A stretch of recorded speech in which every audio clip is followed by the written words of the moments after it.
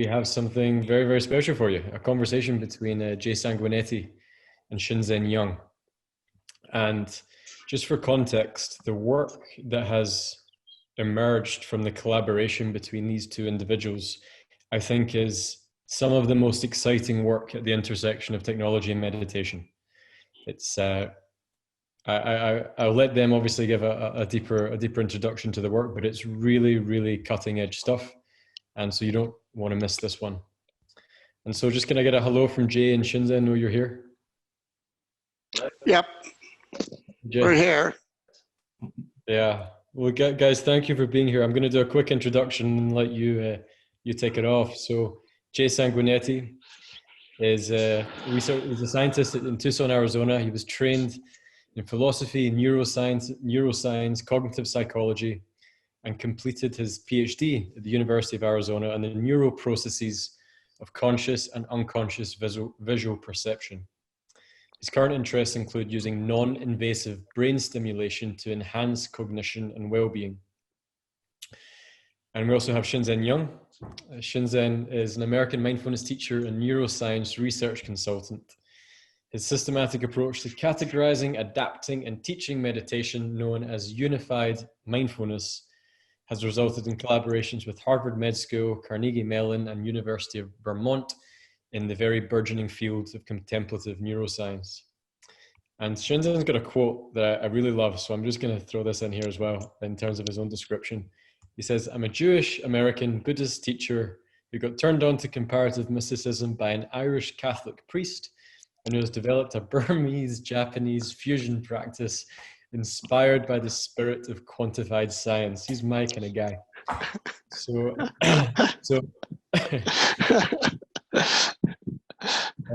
like I said, really fascinating work that's come out of the symphony of these two amazing people. So over to you guys. Well, thank you so much for that nice introduction. Shinzen and I are really delighted to be here today to get to discuss our research with you and to share in this experience with you. As you said, Shinzen and I co-direct a lab at the University of Arizona. That lab is called SIMA Lab, if you're interested in looking it up. And before we get into the conversation, I'll just give you a very brief picture of what we're working on. The basic idea is we're looking for neurotechnologies, specifically wearable technologies that can dramatically accelerate mindfulness practice. The type of technology that we're using right now is called non-invasive brain stimulation. So using very low forms of energy as a wearable device that can actually target certain brain areas that are involved in learning mindfulness skills. So the basic idea is it's something that someone is wearing while they're doing the mindfulness practice. And Shinzen and I's dream and our goal really is to be able to dramatically accelerate the benefits of mindfulness, both for patients as well as taking it out to the general public. And so I think we were invited here today to speak on that. And if Shinzen and I are very, very lucky in this endeavor, speaking on some of the big implications that could come out of this research. So Shinzen, one of the first questions that often comes up for us is, are we attempting to replace mindfulness practice or meditation practice? I can give a very brief answer from the scientific point of view, which is the answer is no, we can't do that at the current moment. We don't know enough about the brain or the technology to be able to know exactly which neurocircuit in the brain to target to get to the end goals of meditation practice. So what we are trying to do is use this neurotechnology as an add-on to the practice in order to accelerate the practice. So Shinzen, maybe first you can talk to that question, and specifically what is the practice and what are the good things that we are trying to accelerate and what are the bad things that we are trying to avoid? So I should say that, how's my audio level, by the way? Does it sound okay? Yeah, you're fine. This has been an amazing dance for Jay and I over the last few years. I think literally week by week, we get greater and greater clarity about the deeper and broader issues of the work that we're doing, which of course, that's really exciting intellectually. And at the same time, there is the practical excitement that we're actually getting some results that are in between intriguing and hopeful, I guess I would say. How does that sound, Jay? Yeah, pilot data. Pilot data that's in the crack between intriguing and hopeful. So we want to move it to, wow, significant, and then, oh my God. That's what Jay meant by getting lucky. And really, it's a matter of getting lucky, right? Sooner or later, scientists will figure this stuff out, barring a catastrophic collapse of human civilization. But there's the issue that figuring this stuff out may have some effect to stave off a catastrophic collapse. But also the technology that we're working on broadly could bring perhaps some bad things. And so it's a very interesting dialectical process, I would say. And we're here to share that with you today and moving forward for the next 10, 20 years and so forth. So I take a lot of my inspiration for critical thinking from a person named Francis Bacon. He's considered one of the founders of modern science. Very interesting person. If you can look him up if you're interested. But one thing he pointed out was the importance of being very precise about language. He noticed that the progress of science is, as he had it in his day, which is the 1600s, it's a long time ago, there was a lot of nebulosity in the vocabulary, hangover from the Middle Ages. And so he saw a lot of problems because people didn't exercise the time, patience, due diligence to be very precise about definitions. So precision in languaging is a big part of critical thinking. Critical thinking is a big part of modern science, or science in general. Then there's also another point he made: look at all the evidence. It's very easy to cherry pick. It's very easy to be parochial or narrow in what you're looking at, and you don't see the big picture. So always try to remember the biggest picture you can and be precise about language. So these are guiding principles. However, I follow these principles, but I have to say that you have to be patient with people that follow these principles, because it takes a long time to agree upon languaging. And it takes a long time to look at all the evidence, not just a little piece that might tell a cool story that can get you a book published or what have you. So that's a little bit of a background. So I would say, you know, one question that I think this community would have is not so much when do I get my jetpack, but when do I get my nirvana pack? That, you know, where's the enlightenment button? When does the psychosurgery that takes out suffering occur, you know, become technologically available? When is when do I get, if at all, the fast, easy path to all the goodies that people that are successful with contemplative practice claim that practice brings. That's sort of one kind of question that we get. And that's a question that involves, as Jay mentioned, a technology that is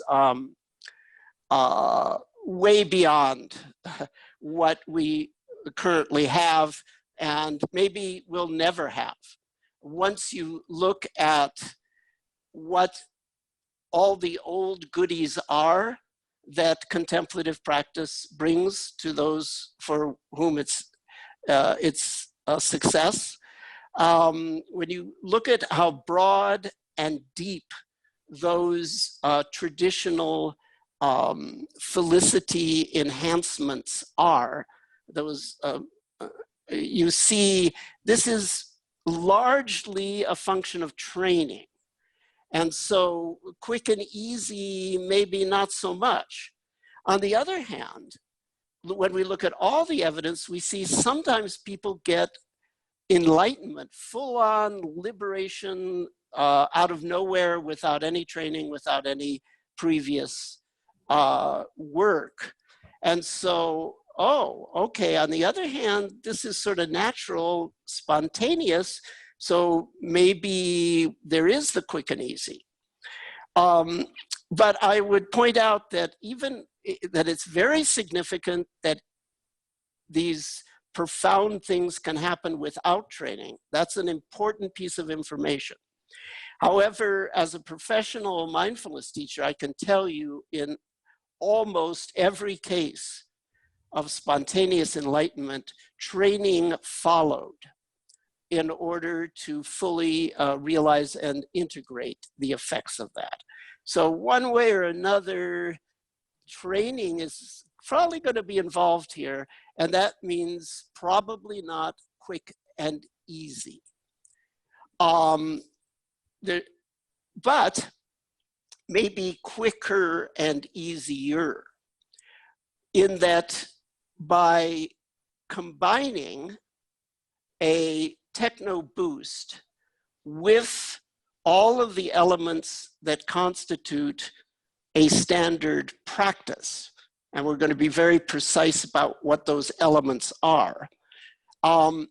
By combining the techno boost with those elements, we may be able to get results that are not necessarily fast and easy, but are faster and easier. Now, the really important thing to be clear about is, why is faster and easier better? Or even more broadly, under what circumstances is faster and easier better? So we tend to think faster and easier, make the training faster and easier. Remember, we're now assuming you have a practice, you have techniques, you have a training schedule, you hopefully have a coach, hopefully actually you know how to teach others.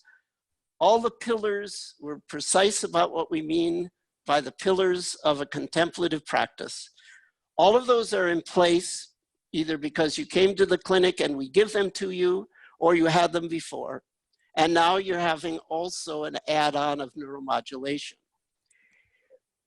Faster and easier means deliver all the qualitative old goodies, don't leave any of the breadth or depth out, and we'll tell you what all those dimensions are. We don't have time now, but we can give you the details. Qualitatively, all of that. Quantitatively, minimize the old baddies, the traditional negative effects that are known that can happen as a result of practice. Enough effort to achieve those goals with a techno boost, while at the same time not producing any new baddies. Or if we do produce new baddies, that we can manage those new baddies. It's like aspirin. Sometimes it hurts people, but it's basically useful. So assuming all of this, this is what we're talking about, this very nuanced, balanced view of things. The reason we want faster and easier is not because we're busy and lazy. Oh, I'm really busy, I want a really quick hit. Hey, I work hard, I don't want to have to work on my off time, give me enlightenment easy. So there's fast, quick and fast, I'm sorry, quick and easy from the viewpoint of lazy and busy. Then there is the central point of the whole thing, which is quick and easy in the sense that it activates or makes available what I call the exponential potential. The potential for contemplative practices to exponentially impact happiness typically only comes on after 10, 20, 30, 40, 50 years of dedicated practice. If we can get the really impactful stuff happening quicker, then people will stay with the practice. They'll go very, very fast. And they'll realize what this practice can really do. Right now, mindfulness research is stymied because it looks at the early decades of practice. But the world doesn't know what this does until you look at the late decades of an individual's practice. That's when things go exponential. That potential on an individual or global scale has yet to be realized. And it makes my personal experience bittersweet. It's sweet because, hey, this shit worked for me. And I look around the world and I see, wow, there's so much misery. So can we be clever? Can we, but for me, it still took decades and decades to really appreciate what it could really do. So I call that the exponential potential. For an individual, it means the practice just explodes for you. For the planet, it means a hedonic tipping point. Happiness, broad, deep happiness becomes so widespread that we pull the bacon out of the fire at the last minute. So long answer, and I blabbered away the time. So now it's your turn, Jay. That's okay. That was a beautiful description. Yeah, and so Shinzen sort of painted the whole picture of where we want to go. We were hoping we could do this in 2 to 5 years, but it's probably, you know, my whole career and longer to really get to this potential. But the point is, you know, our lab is focused on trying to figure out how to take the first step in quantifying, for example, what do we mean by mindfulness? Someone asked the question, what is mindfulness? Well, we have a way of operationalizing or defining that, and then trying to figure out the neurocircuitry that's involved in learning those mindfulness skills, for example, and then trying to quantify how the neurological, psychological, and social, all 3 systems are sort of changing as a person is going through mindfulness by itself, and then mindfulness plus a neuro boost. And so that's the major paradigm that we are attempting to create, which is going to take quite a bit of time. But once we get a psychosocial assessment for how a person is transforming through the practice, we both can ensure that we are helping the person move into the direction that you might loosely call human flourishing or human well-being, while making sure we're measuring all the negative side effects that could be emerging through such a practice. And then we take all of that information from our lab and we feed it back into the paradigm. So we're ensuring that a person is moving down the correct path to what Shinzen was ultimately talking about. So we had a question from the audience, which is, how do we define mindfulness? Do you want to give a 2-minute definition of that for people? Yes, so one of my favorite expressions in Chinese is this word 初心. It means a half dozen different things.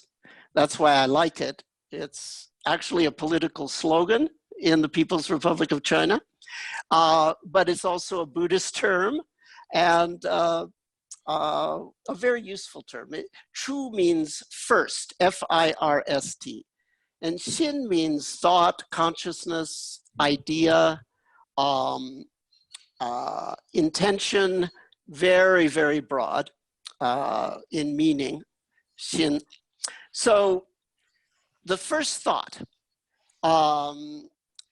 when you say mindfulness, that word in the English language, what's the first thought that comes to you? The first thought that comes to me is this word is not a well-defined word from the perspective of science. So you remember that whole thing about let's be precise about language. So the first thing to understand is that the word mindfulness will be used in very, very different ways by different people in different contexts. And if you think that it always refers to the same thing, then this is going to be a source of a lot of confusion. So for me personally, to get around the issue of competing and conflicting concepts, I try to start with something that's tangible. To have a practice means that you have at least one focus technique. You can think of a focus technique as being like an exercise. If you do a workout routine, you do a workout routine and it will strengthen your muscles and it will elevate the base level of your endurance, your muscle strength, your flexibility. In other words, the fabric of the body it changes in not literally permanent, but essentially permanent way. You're stronger, more flexible, better endurance all the time, not just when you're in the gym. So you do, you have a technique and you apply it in different situations. That technique has an effect on your focus abilities. It elevates your ability to concentrate on what you want to concentrate on. It elevates your ability to keep track of what's inner, what's outer, what's visual, auditory, somatic, what's flowing, what's solidified, and so forth. So that's the first skill is concentration power. The second skill is sensory clarity, or we can call it a strength. And then this exercise will also have an impact on the ability of your nervous system to allow the sensory experience to flow without interference. So it will diminish self-interference, viscosity within the flow of the senses, and that we call equanimity. So when we look at the various practices of the world, they always have at least one technique, and they always talk about one or a combination of concentration power, sensory clarity, and equanimity being elevated base level, trait-wise, as the result of doing this, that technique. So that constitutes a practice. I'm going to add, and we only have 3 minutes left. I just want to add one point. So what's really exciting for me in the lab, looking at how neurotechnology can accelerate those skills that Shinzen was just talking about, is we can measure for an individual subject or patient where their baseline is, in these states, both in these attention skills that Shinzen is talking about, but also the psychosocial baseline. So we can get a measurement of that, and then as the person goes through the mindfulness plus neurostimulation paradigm, we can begin to measure how that is unfolding for that individual subject or patient. So that, that means we don't exactly know how fast it will go for each patient. A lot of patients we're working with have a lot of trauma and other things that are going on in their past, and so we have to be very mindful of those things that are coming up for people. But what's really exciting about this is that for those individual people, we can now accelerate this path for them. We can accelerate the acquisition of these mindfulness skills. And then we can use that data to ask how quickly and slowly, on average for each population, does it make sense to push this along for someone? So, we're at the very beginning stages of that, obviously, but it's very exciting because we can look at those exponential curves. It's going to be different, of course, for each person, depending on their genetics, their nervous system, and their past experience. But if we have the right context, the sort of psychosocial context, we can actually help that person with these technologies hit that exponential curve a little bit faster. We got 2 minutes, Shinzen. Do you want to add anything else? I think I bloviated enough. Go ahead if you have a final point you'd like to make. Sure. I just saw a comment pop up where someone said, you can't force a flower to unfold. It unfolds on its own. And I think that's actually a very good analogy. What we're talking about is actually creating the right conditions, both internal and external, for a person to unfold following the metaphor of the flower. Of course, you can starve a flower. You can put it in a dark box and it'll shoot its stalk really fast without actually having a flower. You can also take the water away from the flower as well. And so the idea is to find the optimal conditions for that individual creature, in this case for us. And then using that technology and that neurotechnology to help that unfold faster. It's basically the idea. So it's kind of finding the optimal conditions for that flower to do its thing. Or another metaphor, a midwife does not create a baby, but a midwife understands how nature brings a baby into existence and helps that process along. Many of the great masters of the past have spoken of the path not as achieving a certain something, but letting go of something that's in the way of a natural process that's just waiting to happen. That's called the original enlightenment. So by that metaphor, we're developing modern hydroponics,